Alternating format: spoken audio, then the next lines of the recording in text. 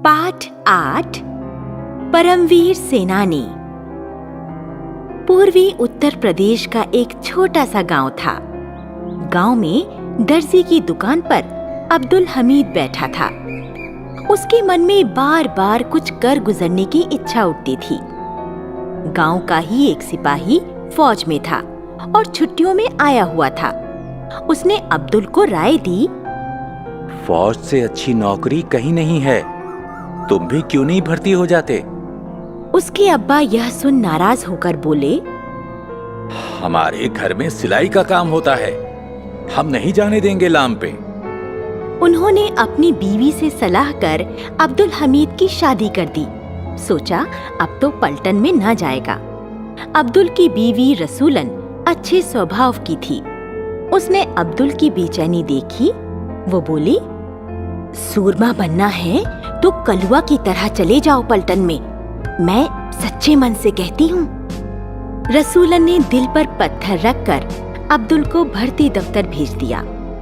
अब्बा से ननिहाल जाने का बहाना बनाकर वह भर्ती हो गया। सन 1962 में उसकी ट्रेनिंग खत्म होते होते चीन का आक्रमण हो गया। अब्दुल भी मोर्चे पर गया। चीनी सैनिकों ने भारी संख्या में बढ़ना शुरू किया। भारतीय सेना तितर-बितर हो रही थी।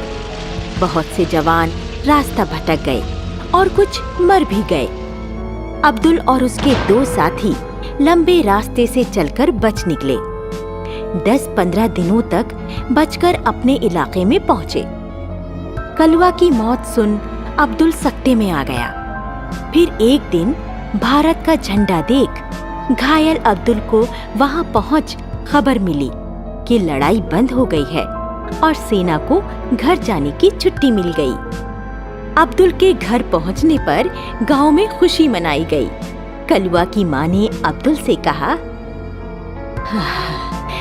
मेरा लाल कहाँ है बेटा? माताजी, कलुआ ने बहुत बहादुरी और साहस से दुश्मनों का सामना किया, पर मुझे अफसोस है वो हमारे बीच न रहा।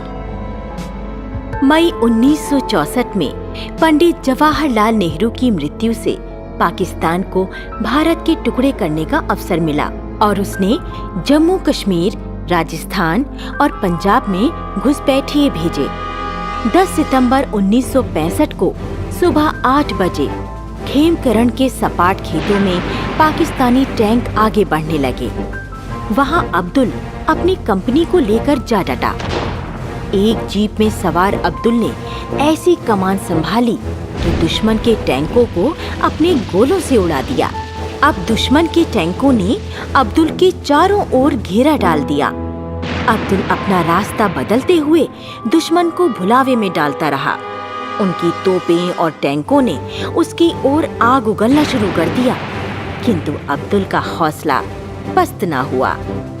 बढ़ते बढ़ते खेमकरण में टैंक खेत होते रहे और वहां दुश्मन के टैंकों का कब्रिस्तान सा बन गया। अकेला अब्दुल अपनी मशीन गन से 2 टैंकों को आग लगाकर तीसरे टैंक पर गोलियों की बौछार कर रहा था। उसी समय उसकी जीप एक चलते टैंक से टकरा गई। अब्दुल की बहादुरी से उसके साथियों के हौसले बढ़े और इस तरह भारतीय जमीन से शत्रु सेना भाग गई। अब्दुल बुरी तरह घायल हो गया था। उसका सारा शरीर आग से झुलस गया, आंखें खराब हो गईं। वह वहीं शहीद हो गया। उसके घर पर रसूलन, उनके 2 लड़कों और 1 लड़की को अब्दुल के शहीद होने की खबर मिली तो उनकी आंखों से गंगा जमुना बह निकली। बूढ़े माँ बाप की तो बात ही क्या, उसने वीर सैनिकों का मस्तक ऊंचा कर दिया। मरने के बाद सरकार ने अब्दुल हमीद को परमवीर चक्र से सम्मानित किया।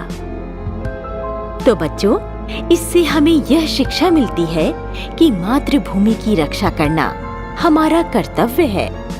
सच्चा नागरिक वही है जो अपने देश के लिए अपने प्राणों की बाजी तक लगा देता है।